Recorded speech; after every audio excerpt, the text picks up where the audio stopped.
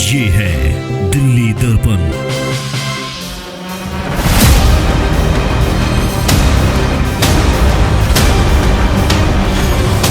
दिल्ली के अंदर 3 योजनाएं बनी जहां पर झुग्गी वहीं मकान देने की। उसमें से 3 योजनाओं में से एक योजना खुद स्वयं मैंने उसका उद्घाटन करवाया, चालू की बनवाया उसको।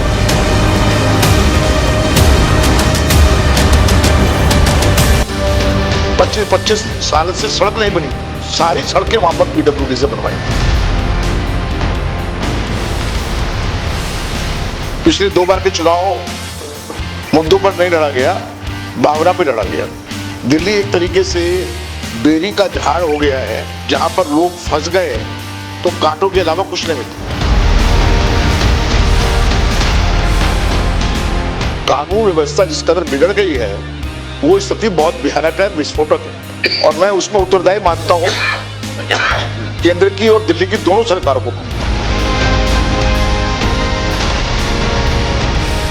नमस्कार, मैं हूं राजेंद्र स्वामी और आप देख रहे हैं दिल्ली दर्पण टीवी।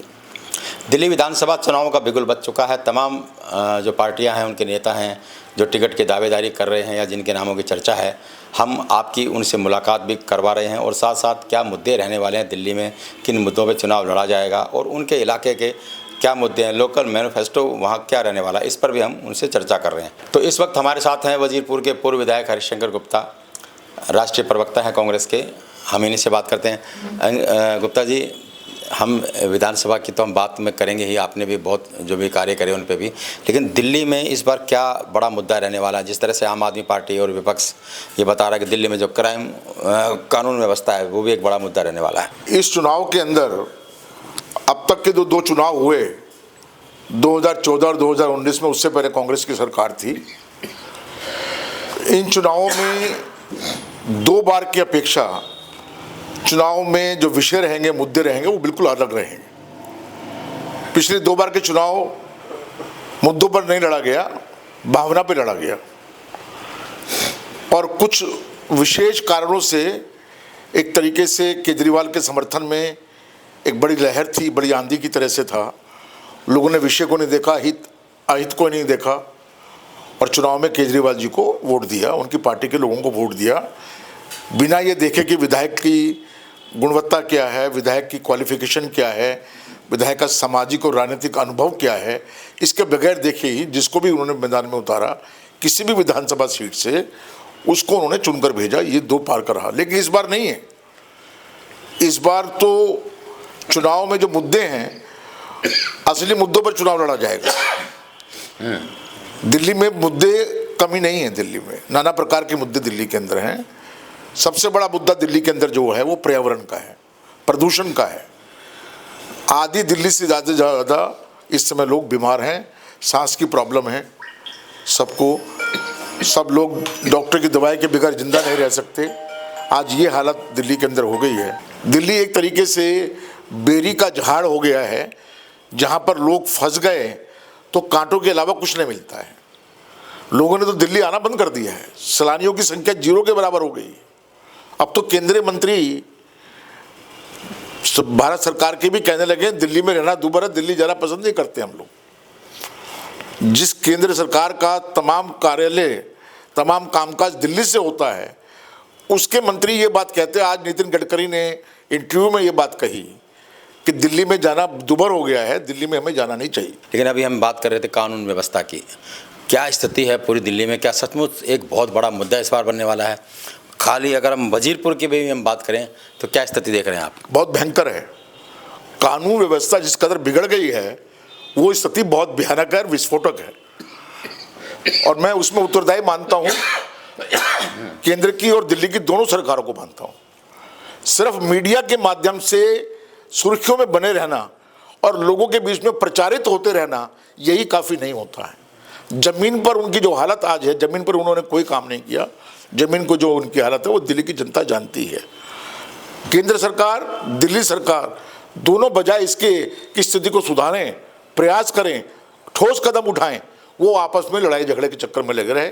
और अगर पुलिस मुस्तैदी से काम करे दिल्ली के अंदर, तो कोई ऐसा जगह नहीं है जहाँ क्राइम होता हो। पुलिस की अनदेखी के कारण से आज दिल्ली के अंदर क्राइम जो है बढ़ रहा है, क्योंकि पुलिस के में जो बल है पुलिस का, पुलिस में जो लोग कार्यरत हैं, उनकी प्राथमिकता जो है वो बदल गई। दिल्ली एक क्राइम कैपिटल बनकर रह गया है। चलिए अब वापस हम विधानसभा पे आते हैं। आप अपने कार्यकाल में बहुत सारे आपने ऐसे काम किए हैं जो नज़ीर बने हैं और उनकी चर्चा भी होती है, तो आपकी नज़र में वैसे कौन से मुख्य काम हैं जो बताना चाहेंगे, और ऐसे वो कौन से काम रह गए आपके जो अब आप करना चाहें? देखिए, मेरा अपना एक अलग सोच है। मेरा अपना मानना ये है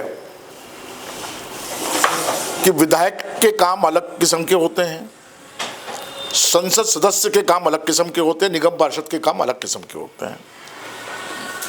विधायक के काम होते हैं कि अपने क्षेत्र का जो मूलभूत ढांचा है उसको नया बनाना, विकसित करना, और उस जो ढांचा है उसको मजबूत करना। इसी कड़ी के अंदर हमने देखा कि हमारे यहाँ झुग्गी क्लस्टर बहुत बड़े बड़े हैं। दिल्ली के अंदर 3 योजनाएं बनी जहां पर झुग्गी वहीं मकान देने की। उसमें से 3 योजनाओं में से एक योजना खुद स्वयं मैंने उसका उद्घाटन करवाया, चालू की बनवाया उसको। आज जेलरवाला बाग के अंदर 1500 फ्लैट 14 मंजिला बनकर तैयार खड़े हैं, उनका आवंटन होना बाकी बचा हुआ है। देरी इस कारण से हुई कि पिछले जो सरकार थी, ये जो सरकार है केंद्र की भी और ये भी, इन लोगों ने उस पर ध्यान नहीं दिया, क्योंकि इनको लगता था कि अगर ये जल्दी बन जाएगा, समय से बन जाएगा, तो ये क्रेडिट उन लोगों को मिलेगा जिन्होंने इसको बनवाया था, इसको देर करो। हालांकि आज दबी जमान से बीजेपी के लोग भी और आप पार्टी के लोग भी कहते हैं साहब हमने बनवाया है, लेकिन सच्चाई कुछ और है। सच्चाई उसकी ये है कि ये कांग्रेस शासन में जो नीति बनाई गई थी उसके तहत इसका बना था। उसके सारे तमाम डॉक्यूमेंट्स, सारे फोटोग्राफ्स उद्घाटन की भी और उसके बाद की भी हमारे पास है बने। इसके अलावा दिल्ली के वजीरपुर विधानसभा क्षेत्र के अंदर बहुत सारी ऐसी पक्की योजनाएं थी, जैसे कि सीजीएचएस डिस्पेंसरी यहाँ पर नहीं थी। एक प्लॉट जरूर था, वो प्लॉट भी इस स्थिति में आ चुका था कि उसको दोबारा डीडी ने वापस लेने के लिए नोटिस इशू कर दिया था। हमने उसको रिवाइव कराया, उस पर डिस्पेंसरी बनवाई।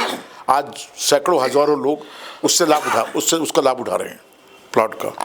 पक्की सड़कें पूरे विधानसभा के अंदर, इंडस्ट्रियल एरिया में हमारे यहाँ 25 साल से सड़क नहीं बनी थी। मैं देखता था लोग जो रेहड़ी चलाते हैं, साइकिल रिक्शा चलाते हैं और बड़े बड़े वजन ढोते हैं उनके ऊपर, वो 1-1 मीटर के गड्ढों के अंदर से गुजर के जाना पड़ता था, उनकी कमर टूट जाती थी। और 100 मीटर तय करने के लिए जितना समय लगना चाहिए उससे 10 गुना ज़्यादा समय उनको लगता था।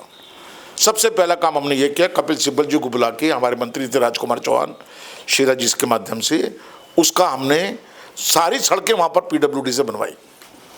नगर निगम के पास जो सड़कें होती थी वो पीडब्ल्यूडी को ट्रांसफर करवाई और सारी सड़कें बनवाई।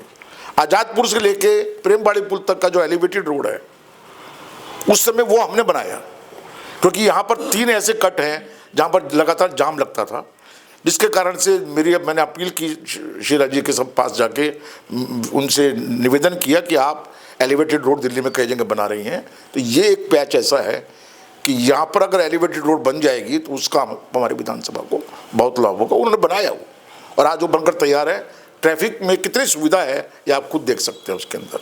इतने सबके बावजूद भी दिल्ली में शीला दीक्षित के समय भी बहुत विकास कार्य हुआ, आपने भी बहुत किए, लेकिन ऐसी क्या बात रही कि 10 साल से कांग्रेस उन विकास कार्यों का लाभ कांग्रेस को मिला नहीं, लोग याद नहीं कर रहे, और अब क्या उम्मीद लग रही है? देखिए, लोगों ने गलती की। शुरू में ही मैंने बताया कि जो 2 इलेक्शन पिछली बार गए हैं वो विषयों पर नहीं लग गए।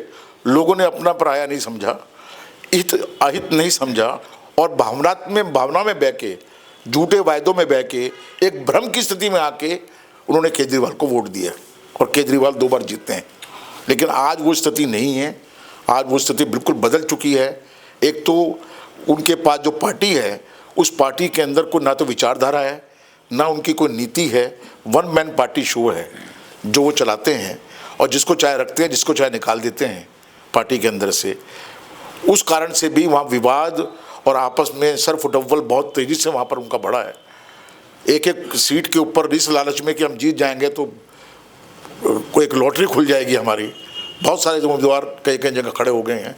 यथा राजा तथा प्रजा, जैसा राजा तथा प्रजा, तो लोग वोट उसको दें, ठोक बजा के वोट उसको दें, कहें हम आपको वोट देंगे, लेकिन वोट उसको देना चाहिए। तो आपको लगता है कि कुछ समझ में आया है जनता को? मुझे लगता है, मैं लोगों के बीच में जाता हूँ, घूमता हूँ, बात करता हूँ लोगों से, सब लोग बहुत स्नेह और प्यार से जो कहते हैं कि साहब आपने जो काम किया है वो बहुत अच्छा आपने अपने समय में काम किया था, कांग्रेस सरकार ने बड़ा अच्छा काम किया था, और आप जरूर खड़े हों, हम पूरी कोशिश करें कि आप जीत कर आए। तो मतलब कार्यकर्ता भी उम्मीद कर रहे हैं कि पार्टी भी मौका दे ही देगी आपको? ये कार्यकर्ता तो बहुत उत्साहित है। कांग्रेस का कार्यकर्ता जो है वो निराश नहीं है, हताश नहीं है। कांग्रेस का कार्यकर्ता तो बहुत खुश है। इलेक्शन अभी डेट अनाउंस हो जाएगी, हम तो वैसी एक्टिविटीज़ में अपनी लगे हुए हैं, घर घर जाकर लोगों से बात कर रहे हैं, गली गली घूम रहे हैं, हम लोग बात कर रहे हैं, जो हमारा 24 घंटे का 12 महीने का काम रहता है। हम पार्टी के होल टाइमर्स हैं, हम लोग जो 24 घंटे पार्टी के लिए काम करते हैं। तो कार्यकर्ताओं में बहुत जोश और उत्साह है। तो चलिए, ये थे हरिशंकर गुप्ता जी। मान रहे हैं कि 10 साल का जो कार्यकाल है केजरीवाल का, वो देखा है, केंद्र सरकार का कार्यकाल भी देखा है, जनता अब समझ चुकी है, और आने वाले इस विधानसभा चुनाव में कांग्रेस को बहुत ज़्यादा उम्मीदें हैं। राजेंद्र स्वामी, दिल्ली दर्पण टीवी। लेटेस्ट खबरों के लिए सब्सक्राइब करें हमारा YouTube चैनल या फिर लॉग ऑन करें www.delhidarpantv.com। खबरों की कवरेज और विज्ञापनों के लिए संपर्क करें।